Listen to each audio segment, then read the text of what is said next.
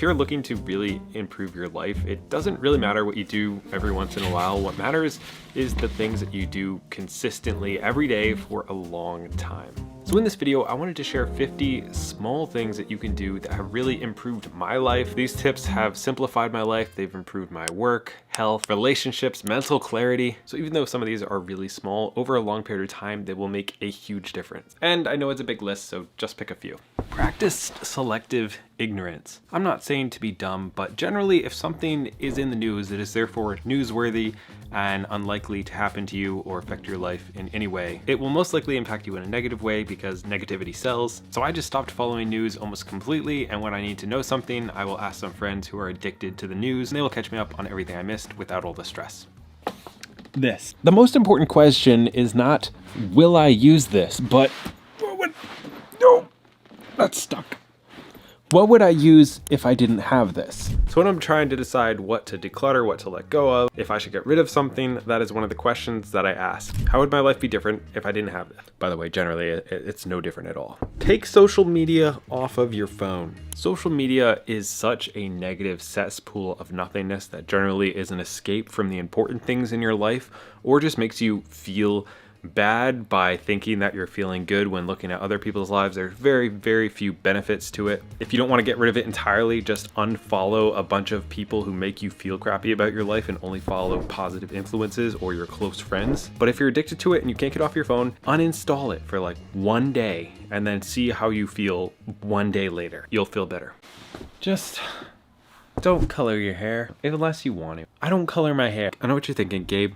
That's a weird one. But I started going gray when I was 18. It's gotten much worse, as you can see. And I made the decision not to dye my hair because that one decision will save me probably 100 hours over the course of my life, maybe more. It'll save me time, money. I won't be fake. I won't worry about it. If I'm completely gray by 30, it is what it is. But I know that that is going to add something to my life for the rest of my life if I start going down that path of coloring my hair. So I've decided not to do it. This does not apply to everybody, but you have something in your life that you decide to do it once and you have to do it for like the rest of your life or for a really long time. What would happen if you just said no? Clean as you go. I should have made some order to this list, but in my defense, I didn't. But this is a really good rule. My house has a tendency to just get completely destroyed, especially if I don't clean up as I go. By the time the weekend comes around, I have to spend half a Saturday just resetting my house. So instead, I've been practicing just cleaning as I go. As I finish a meal, I put the dishes away. As I take off my shirt, I put it in the hamper, not on the floor. When laundry's done, we put it away right away. We reset the house for like 3 minutes and 5 minutes and 10 minutes at a time throughout the day so that it never gets out of hand. And just this simple one thing is life-changing stress-wise. Maybe I just get stressed out easily by stuff, but I like it. Schedule in self-care time. Most of us think we don't have enough time to take a long bath, to go for a walk, to go for a hike, to paint, to do pottery, to do whatever it is that chills you out. No matter what's your life like, you probably do have time. If you check your screen time, you got time. So schedule it in like it's something very important into your week. Every week, schedule in some self-care time. Treat it like it's a doctor's appointment or a dentist appointment, even though I hate the dentist. But when you actually have it in your calendar and set like that, you're more likely to actually do it, and taking time to take care of yourself has benefits in so many ways. Use an earbud. Because of this cheap Amazon earbud, I actually lost the other one, I only have one. I have listened to so many books while I'm doing the dishes, going for walks, sitting with my daughter when she's up in the middle of the night. Now you don't want to overdo this because then you could just like always have something going in your ear constantly. But I've read dozens of books literally because of an earbud. I love it. By read, I mean listen to, but it has absolutely improved my life. I can't lose this one, it's the only one I've got. Have some Goto Meals. This is actually cinnamon raisin cookies, but they're so good. One of the things that has kept me relatively healthy and in shape is having Goto Meals that I can have, that I can make really quick and are relatively good for me. This makes the excuse of like, oh, I don't have time to cook or I don't know what to make. If you have like 5 meals that you can make in like 5 minutes that are relatively healthy, you're just gonna end up eating better in general. It's also cheaper. I'll leave a link to some videos of batch cooking that we did recently. It's very good. Also, this has probably saved us hundreds of dollars just having a calendar and planning out our meals, when we're gonna eat them, what we're gonna eat, and then we know exactly what to buy at the store. There's less impulse buying. We generally have healthier meals. If you're not meal planning, you're making your life harder than it needs to be. The 5-minute cleanup. Resetting my house for about 5 minutes before bed each night has made my mornings about 20 times more enjoyable because I don't have to worry about the dishes. I don't have to worry about where my clothes are. I don't have to pick up first thing in the morning when I'm groggy. I can just do my morning routine and not think about anything, which is the amount of thinking that I like to do. Set yourself up for success with your technology. If you have an Apple phone, you have something called focus mode. Turn that on so that only important people can get in contact with you and they don't screw up you trying to do like anything with constantly having text messages and phone calls and random stuff about politicians trying to get your vote. Don't do it. If you have an Android, I have something called bedtime where my phone goes grayscale mode at like 7 o'clock at night. So it makes using my phone like really annoying and I just stop using it because it's annoying. You can set your phone on grayscale with Apple as well. Just makes it way less addicting. And if you do have social media still on your phone, turn off all notifications. You don't need to get every snap, every Instagram story, every whatever you have, especially emails. You don't need to answer stuff right away. You're not that important. That's something that I realized the hard way when I was checking email like 27 times a day. Nothing happens if I don't answer for like a day, sometimes a week. I'm just not all that important. But something that is important is swapping that habit because it's hard to just stop something and not fill it with something else. So while maybe you're cutting out some of these negative habits like scrolling on your phones for hours every day, try to find something positive to replace it with that's equally as addicting. Listening to a book, learning a language, getting way too much into making coffee or sourdough. Start a YouTube channel, anything. Just pick something else that's actually like a positive and helps yourself, helps other people, and isn't just scrolling or whatever your bad habit is, playing phone games. I literally used to be so addicted to this phone game. I spent probably like $400 on this stupid game in my late teens. And ever since then, I've realized that I am no longer allowed to have phone games on my phone. My life has improved drastically because of that. So if you're addicted to phone games, don't be, and maybe just cut them off. I literally can't have it on my phone. Otherwise I will play it like 4 hours a day. It's gotta go. Turn off your phone about 30 minutes before bed. I like to do closer to an hour. My sleep improved. I'm much less likely to doom scroll or do all the things that I used all my self-control on throughout the day to not do. I end up doing at night and then I sleep worse. So plug it in out of reach of your bed or wherever you are.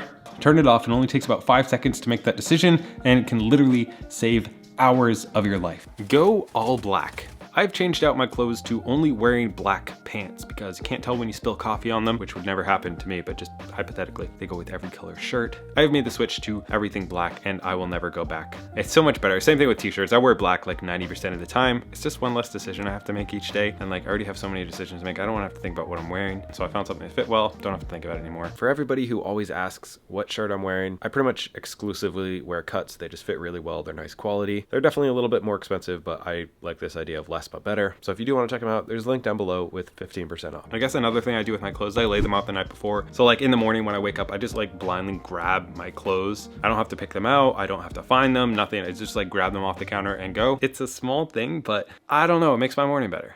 By the way, if you're enjoying this channel and getting any value at all, it would mean a ton to me if you would drop a like and subscribe. Just don't watch the next show. I literally cannot even tell you how much time this has saved me. I've watched Friends like 3 times, The Office a couple times, Parks and Rec, like all those type of shows I've watched multiple times. And I realized, much like the addictive personality in the phone games, I can't just watch a couple episodes and then like, you know, move on with my life. If I start a show, I will binge watch it whenever I have free time until I get through the show. So if I watch something, it's 8 seasons of 20 episodes a season, I will watch that.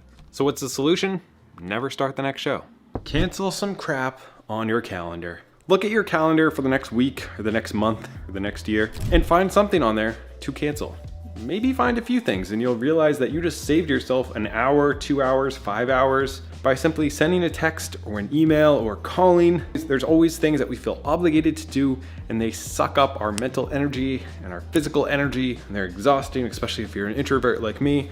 So just practice saying no when people do ask you to do stuff. Like that should be your default, not yes being your default because you feel guilty. And then if you do have stuff that you guiltily said yes to, go ahead and cancel it.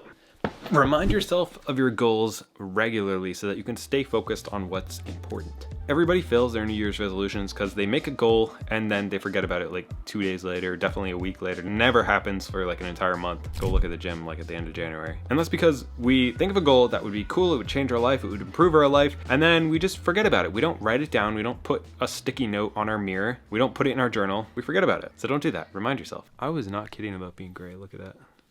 Crazy. Wake up 5 minutes earlier, literally 5 minutes. If you're stressed in the morning, rushing to get out to work, you're always late, you never have time, literally waking up 5 minutes earlier can reduce the stress of your entire day. I've started waking up at 5:45 every morning, no matter what, and I'm less tired. And because of the next couple of points, which I'm gonna tell you about, I have more energy. Even though I never used to be a morning person, I have no problem waking up, and even early appointments or meeting people for breakfast, I am never rushing. It is so much better. So how did it happen? First of all, I had to set myself a bedtime. It's about 9 o'clock. I know. It's not as exciting, but I realized that everything that happened after 9 o'clock was generally watching TV and wasting my life. And everything that happened in the morning improved my life because it was like reading books and working. So I shifted an hour of hurting my life to an hour of improving my life. And guess what?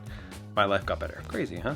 Another thing that I did is I put my phone over there, right there, so that when I'm in bed right here, I have to go over there in order to turn my alarm off, so I can't hit snooze. Since I made that change, I've literally never hit snooze again in the rest of my life, and I don't wake up tired anymore, because when you hit snooze and you go back to bed and then you actually end up being tired because you just slept for 5 more minutes. It's a scam. Stop hitting snooze. Go put it over there, put it in the other room, put it far enough away that it's annoying, but you can't get to it really quick. Make an ideas folder in your phone. This is something that was kind of small, but I have all these random ideas at random times, and I never used to write them down and I would forget them. Whether it was like a memory that I want to remember this memory, this random thing that happened, like my daughter freaking out about fish while we were looking for a couch, or random ideas for YouTube videos. Like literally this idea just came from my notes folder. Write down more stuff that happens in your life so that you can remember important things. And like most of them will be just completely stupid, but some of them are actually pretty good.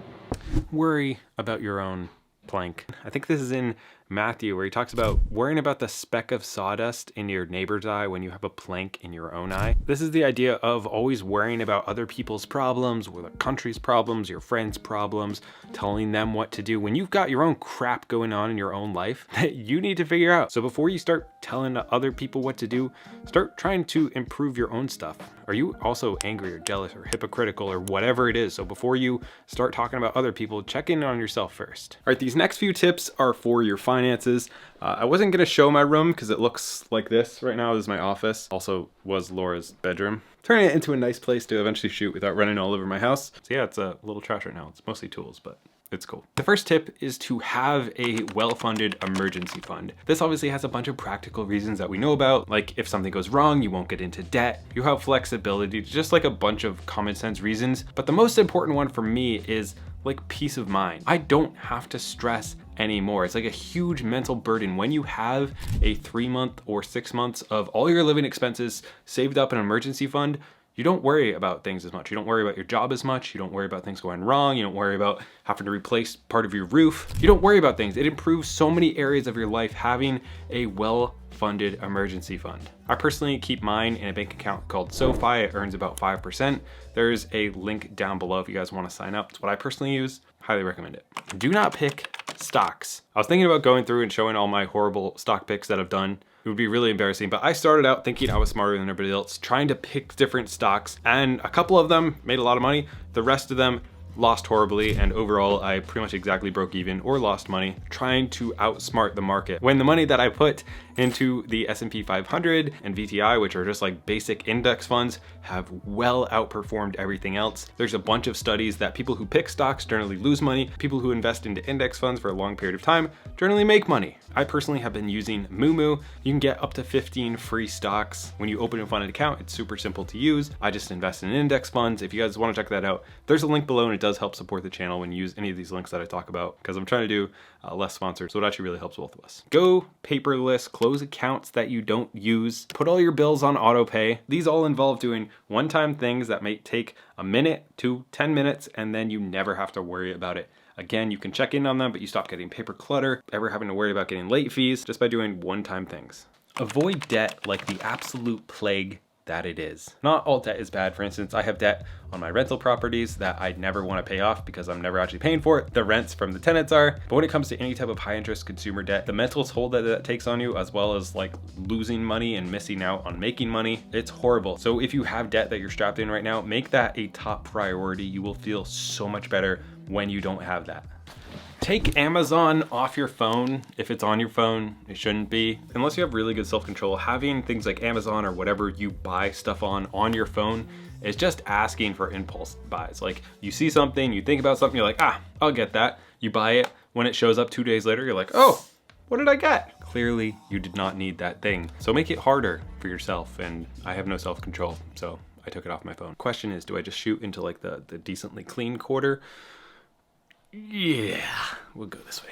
Find your freedom number. This is the amount of money that you would need in order to never work again. Once you understand what this number is, you have a clear goal of, if I get to here, I will be able to do whatever I want for the rest of my life and never have to worry about work again. Once you have that, like, you have so much freedom. It's crazy. The more you lower your expenses, the sooner you'll be able to hit that number. Like if you need $10,000 a month, it's gonna take way longer than if you need $5,000 a month. So that's why your savings rate is so important. Then you can either do one of two strategies where you try to save up enough money that you can live off the interest from that indefinitely, or you can try to start a business and start building a passive income on the side that you can live off that passive income instead of an investment indefinitely. That's why I love real estate, but everybody has their own strategies. A couple of food hacks. Always have snacks. Now, I know that seems like nice to a lot of people if you're a snacker like me, but I personally have been able to stay relatively healthy by always having relatively healthy snacks around. If I have ice cream in the freezer, I will eat that ice cream, and I can't even have dairy, but it takes a lot of self-control for me to not eat something that I like when it's in the house. So the trick is, while I'm at the grocery store, I don't buy that stuff. I don't let Meredith buy that stuff, because if it's in the house, I will eat every last drop of it. So instead, if you want to lose weight, it happens while you're shopping. It doesn't happen when you're home, it happens while you're shopping. Choose healthy foods, choose healthy snacks so that you're not tempted to go out and get a $5 footlong. Always have something relatively healthy that you can snack on, and you'll feel better and you will save money. Another random thing is, if you can have groceries delivered and it's like $5 or $10, but it saves you an hour, would you trade an hour of your time for $5 or $10? If the answer is yes, then maybe try doing that. We've been doing it recently because it's so worth trading $5 to $10, which, like, if we go to the store, we usually impulse buy more than $5 to $10 worth of stuff, which you can literally do just buying salad. And you can take that time and cook an extra meal or clean your house or do whatever you want to do. Work from home if possible. I know this is not possible for everybody, and it actually took about 3 years of buying real estate and doing YouTube as a side hustle until I got between the two of those enough that I could leave my day job and just work from home. But since I was able to leave my job, Meredith was able to leave her job, it has improved our lives so much. We don't have all that time spent driving. That can be like an hour every day if you live half an hour from work. We don't have the expense of needing a second car. We can spend more time together as a family. It's cheaper. You can write off part of your house if you work from home. All this is a business expense. There's so many amazing benefits that come from working from home. So even if it's going to take you years to get there, it's a really good goal for most people. It's not for everybody, but I've enjoyed it so much. Don't let perfect be the enemy of good. This is probably why you don't accomplish all the things you want to do. You don't start the business, you don't go to the gym, you don't write that book, finish your art project, or whatever it is. And I used to do this all the time. It's because you want the perfect name. You need it to be perfectly done. You want to wait to start writing until you're at that coffee shop in the morning. Things will never be perfect. Sometimes you need to get it to 90% to 95% where it's like it's good enough, and you just get it out there and move on to the next thing. You don't have to have perfect form and know how to use everything at the gym. You need to consistently go to the gym. That's what's gonna help you. You don't have to have the perfect diet all the time. You need to eat less calories than you burn, and you will lose weight. Even if it's donuts, you'll probably feel horrible. But generally most things are simple, but we try to overcomplicate it so much. We have this perfectionism, and we just need to make progress. That's all it is. This video is not perfect. My room's not perfect, but I made a video today, and I didn't wait until my room was totally done. I didn't wait until things were perfectly organized. I don't know, maybe it would have been better, but I got it done, and I'm happy with it. And I had fun, and maybe it helped somebody. And if you want to help me, subscribe. Check out one of the links below. It actually really helps the channel, and you can get some free stuff. I think I even have a link for these panels. They're so cool. I love them. I appreciate all you guys, and I'll see you next week.